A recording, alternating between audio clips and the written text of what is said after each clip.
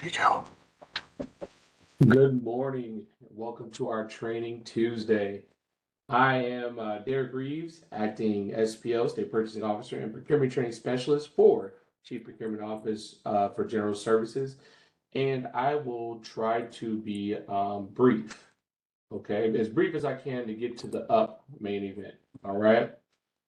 All righty, so on our agenda today, we will have some updates and reminders, a countdown reminder, and our special guest to provide some great information, some reminders on where you can find bid buy training and other procurement training opportunities, and then a great life hack, right? So first, our updated reminders, okay? For the Illinois Procurement Gateway, you should have received your login information if you previously had access to IPG. The email was sent from IPG support at starsmp.com. So please be on the lookout and be sure to check your other email folders, such as your junk emails before reaching out to the help desk. All righty, we have the countdown. So we actually have 9 days till Thanksgiving. Time flew, didn't it? And only 47 days till the New Year's. So just a good reminder, please remember, if you have any calendar year procurements that should be done, we want to make sure you are getting them finished, and because there's not too much time left. So we definitely want to send out the reminder to give everyone a heads up to be on that game. All righty, and without further ado, I would like to pass the ball to our special guest and State Purchasing Officer, Josh Sargent. Take it away, Josh. Hello, everybody. Today we're going to talk about participation and piggyback contracts.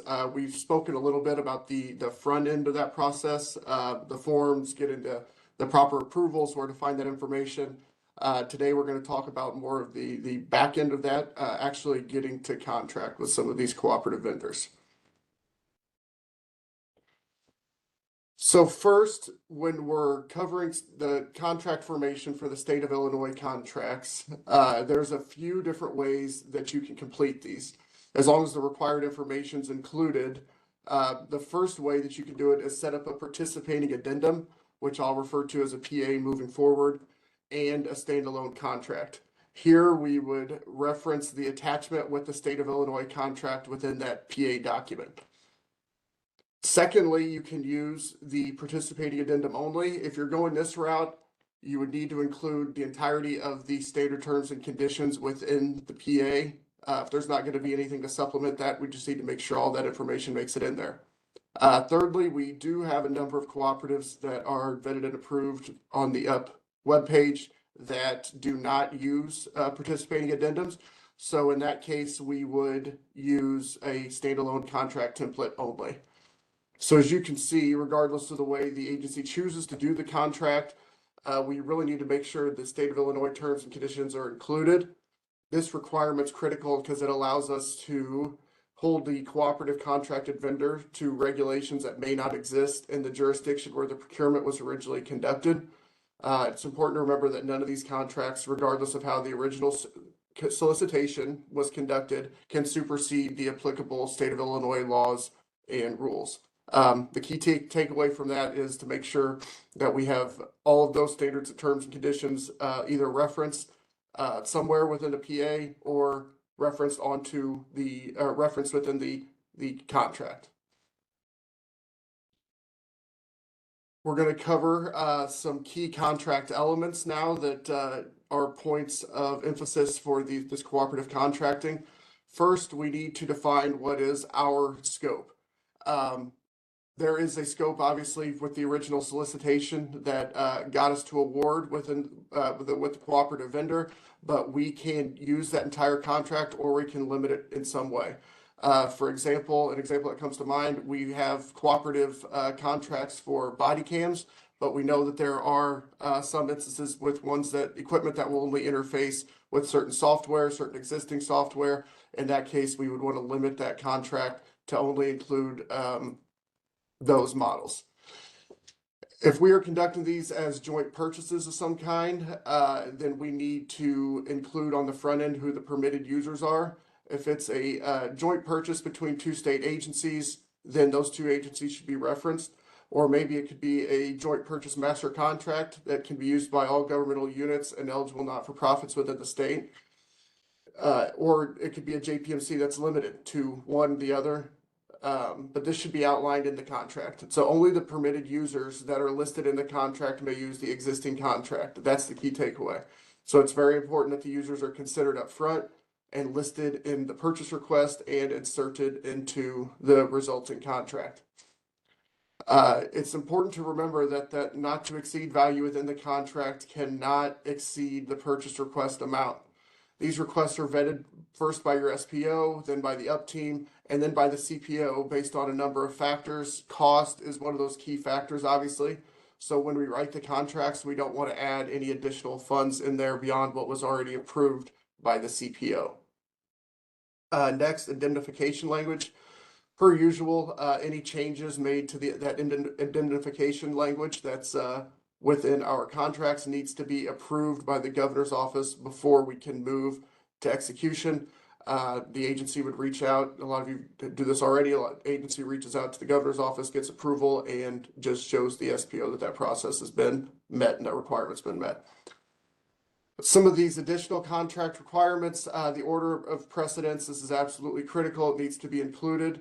We'll talk about that more and what that looks like on the next slide, but it's imperative that this is included so it's clear that the state of Illinois contract supersedes any of the other documents in case of any conflictions or inconsistencies or anything like that. Another thing, again, that JP or JPMC language, there are some supplemental terms and conditions that are required when conducting joint purchase in those contract documents. We need to have those terms. Those can be found at the link below here on the slide. Additionally, the agency just should broadly consider if there are any other contract requirements they would like to include. This is no different than when the agencies run their own solicitations. They're important for back-end contract management. Things like when a quote or statement of work is required, what kind of periodic reporting requirements the vendor needs to fulfill, things like that are important for contract management. Like we talked about previously, this is an example of the order of precedence that needs to be included in the cooperative contracts. As you can see, this lists our state of Illinois contract as the main document that would succeed or supersede any other inconsistencies or conflicts with any of the other documents that may be included that are listed below.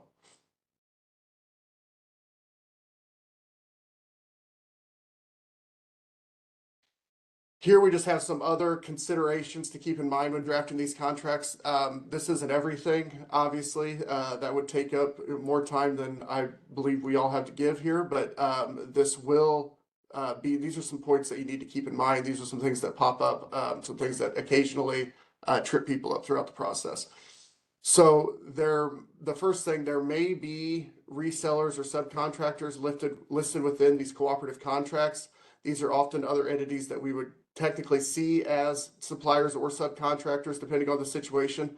Regardless, our contract, our quote, all of our quote documents, statement of work, everything needs to be from the contracted prime vendor under the cooperative.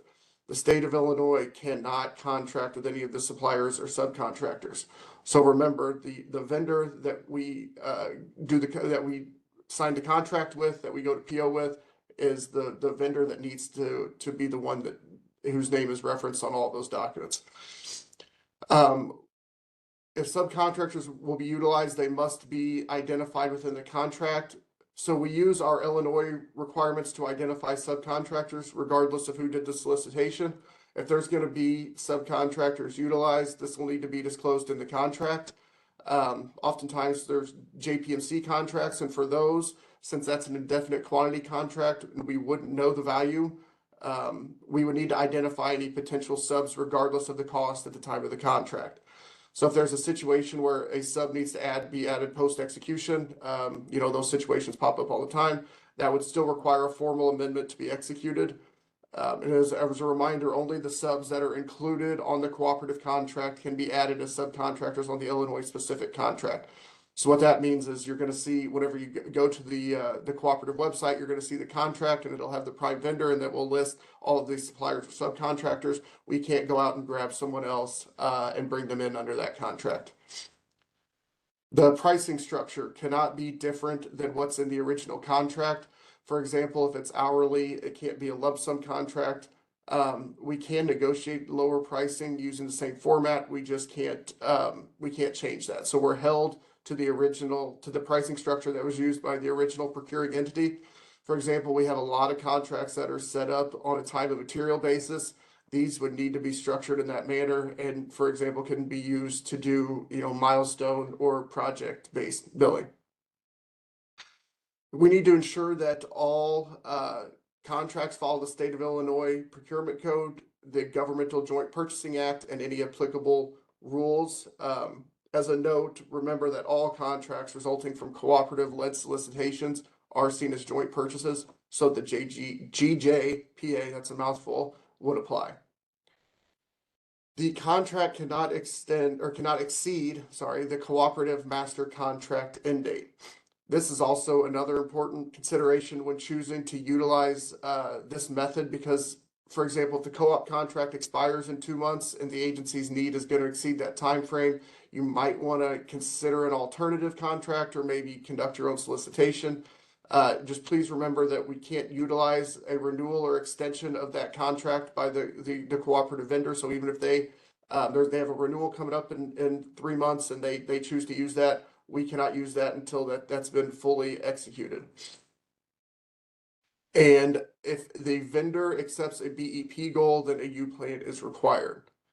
This is just a reminder, we've covered this before, but BEP applies as usual when doing a participation. If goal setting resulted in a BEP goal, then the vendor would be required to meet that goal or demonstrate a good faith effort in so doing.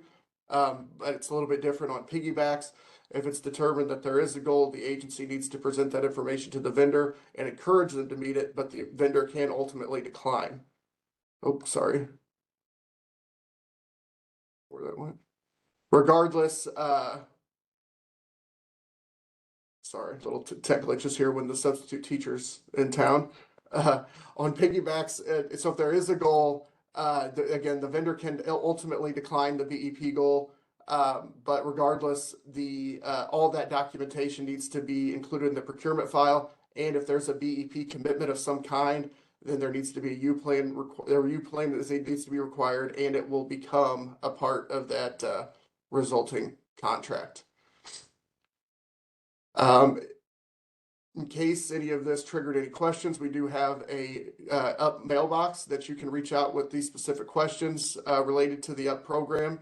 That email address is on your screen, or it's cpo.upppp@illinois.gov. And with that, I'll go ahead and hand it back to Derek. Well, thank you again. Thank you again, Josh, for sharing such great information of those key takeaways of cooperative contract with us. It's so greatly appreciated, and tossing it back up to me. I had to get those dad joke in there. But we like to provide this slide that you see right here, the training center slide, and the links within the slide for those who would like to find bid buy training and other procurement training opportunities that are offered. Okay. Again, thank you again for sharing those key takeaways with the cooperative contracts. It is greatly appreciated. Just some final reminders for upcoming events to tie things up. We will have our next Introduction to Procurement course on Wednesday, December 6th. This is an introductory course for a high-level view of Illinois procurement with topics such as, procurement methods, vendor requirements for state contracts, communications, and so much more. So if you are interested, please use the provided link to register. And just a reminder, these do fill up fast. And our next monthly bid buy training will be, let's say, I think it is, yes, December 13th. This is good for anyone who might be new to procurement and would like a refresher on a specific topic. Okay, we have provided the agenda and times for you to conveniently be able to hop on if there is a specific topic that you would like, to sit in on. No registration is needed for this training. And we're getting there. Our first bid buy practice session was last week. However, we will have our next bid buy practice session this Thursday, November 15th. Is that 16th? I'm sorry. These practice sessions are informal and just very collaborative.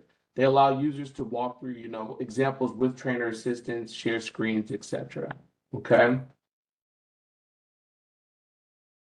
And last but not least, our life hack. Although it can be nice to see the full bird on the display at Thanksgiving, it often does mean that someone is carving, that bird, and pieces start getting cold before they're served.